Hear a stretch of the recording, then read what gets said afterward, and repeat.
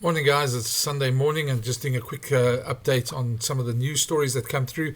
Of course, our regular Sunday publication that does a lot of these news stories report. My friend Hendrik Cronje, who does a lot of the good work there, he's broken some stories again. With him, Albert Heernopp as well. I think the first one we want to talk to is the big one of the weekend, which has been Eben's injury. Now, as we all know, Eben hurt himself on Saturday night. When Bongi went into him in a tackle, and we were all very worried when he left the field on the stretcher car, and he didn't look very good. And John Plumtree didn't sound like he was too concerned about it, but we've got a bit of an update. So let's just first have a look again at the incident and just what happened there, and John Plumtree's reaction as well. Yeah, hopefully Eben's not too bad. I'm hoping it's just a hematoma that might come right even before the weekend, or he's a pretty quick healer, or Eben. But if not, then yeah, he won't be. Well, hopefully nothing more sinister. He'll get a scan. But no, our mindset will be going full out against the Scarlets. We won't be holding back. We need the rugby, and we also want to put pressure on Glasgow, obviously. So that's 5 points tonight, and I'm proud of the boys. We've got we're in top four now, and the flush has gone off. Now, the latest update comes from a report this morning who gave us some good news because they got hold of Eben, which was great. Albert Heernopp doing the good work there, getting hold of Eben, and Eben doesn't sound too concerned.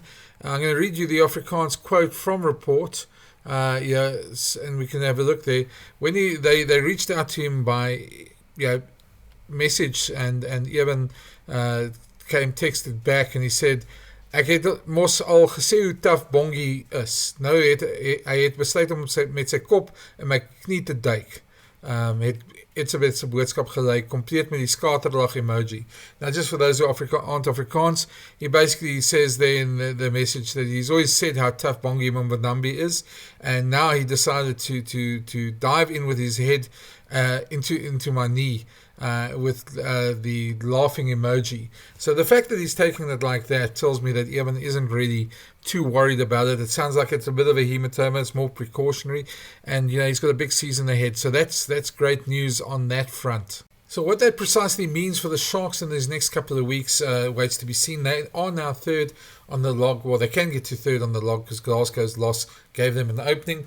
So they'll definitely want to get some momentum. But they might do without Eben for another week or so as they look to consolidate him and try and bring him back for the playoffs. He's obviously a huge part of that team and hasn't really played much this season. We all know that Eben's only played around about 8 games for the Sharks this season. He's been struggling with injury and concussion problems. And to have him back, he's a huge difference in that team as well. So to have him back for the playoffs will be huge for the Sharks as well. And especially for the Springboks. I know a lot of fans are looking with one eye on the coming test matches in the winter and June, July, and certainly he'll be a part of that. Maybe not for the initial series against Italy. He might get rested for some of those, but definitely for the games against the All Blacks in New Zealand, that's the ones they want him ready for. So we'll have to keep an eye on that, and as we get more updates, we'll definitely be posting them here. So keep an eye on the channel and let me know what you think of it as well. And it's obviously very good news there as well. But yeah, moving on to the next story. This is also a follow-up on the video I did yesterday of Jake complaining about Kurt Lee and about him going overseas and wanting to play overseas. Well, the Bulls report have taken it a bit further. Hendrik Cronje in his article today basically says that Kurt Lee's back. He confirms that he missed the deadline to be registered. Now, that was always, he puts it there as well, speaks to Edgar Rathbone, the CEO of the Bulls, who basically confirms that Kurt Lee was always going to be in a race against time to miss it, so it's nothing untoward. If his team made the playoffs, he wouldn't have made the last rounds of the URC, so they weren't too concerned about that. But it is one of those things that unfortunately he won't be playing for the Bulls. And after Jake's comments on Friday about the whole matter, Edgar also said that they were going to wait till Kurt Lee's back in South Africa and then have a chat to him and then talk to him about the rest of his contract. They've already rejected offer from the Dynamos, but the report also has a line in there saying that there's several Japanese clubs who are obviously wanting his services, which is understandable. He's had a great season, scored 7 tries in 12 games for the Dynamos, and so he's definitely in demand. The Bulls are going to look to extend his contract. It's going to be interesting to see how they do that. But just another one to keep an eye on.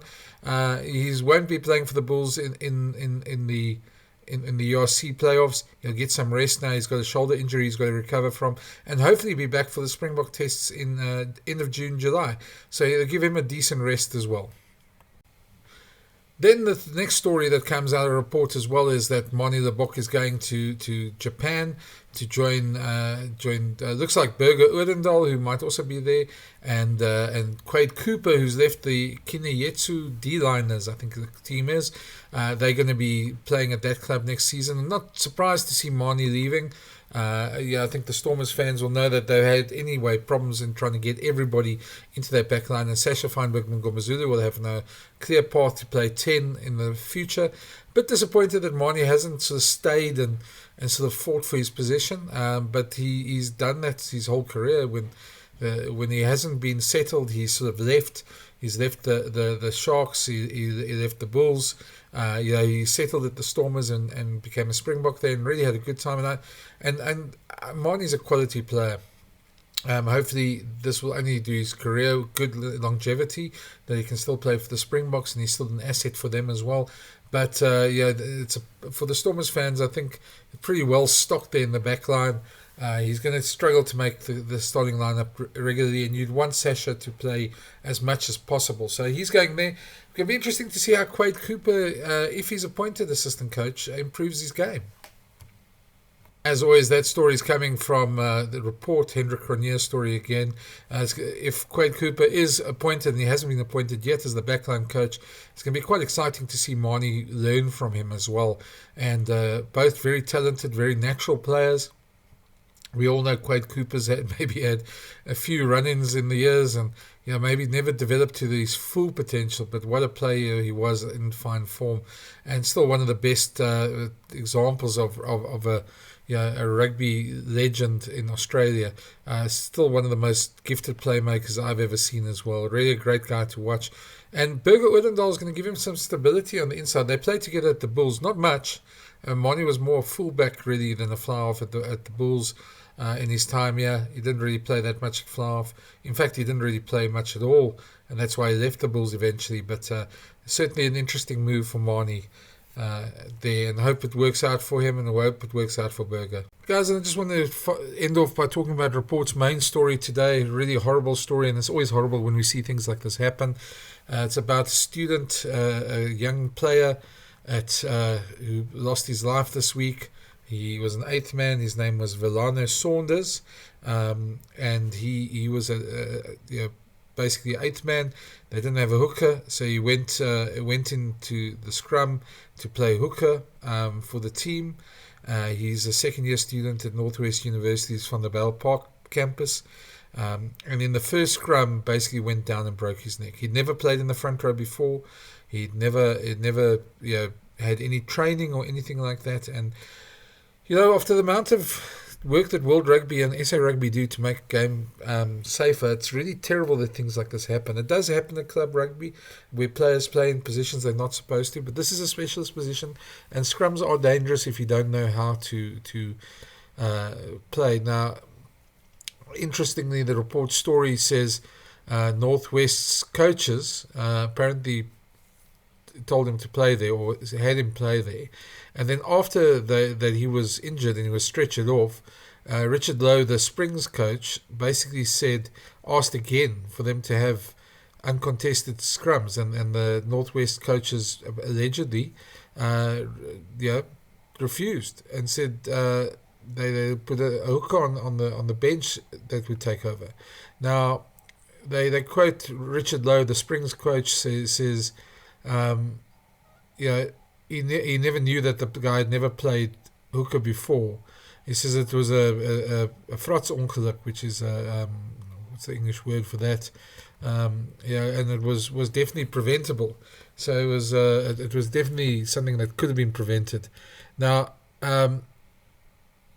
I see in the story, Northwest University said that he had played in the front row before, but report says that they've sort of spoken to his teammates, etc., and he'd never played in or trained in the position. They quote this teammate of his that says he basically in the week before trained a bit of patterns and stuff but never in that position, and it's just really to me a terrible story that somebody like this has now lost his life, and you really feel for the family and condolences to them. That's our my Sunday update. Sorry to end on a note like this, but please leave your comments below. I do read all of them, and if you haven't already, please subscribe, and have a good Sunday and happy Mother's Day to all the mothers out there.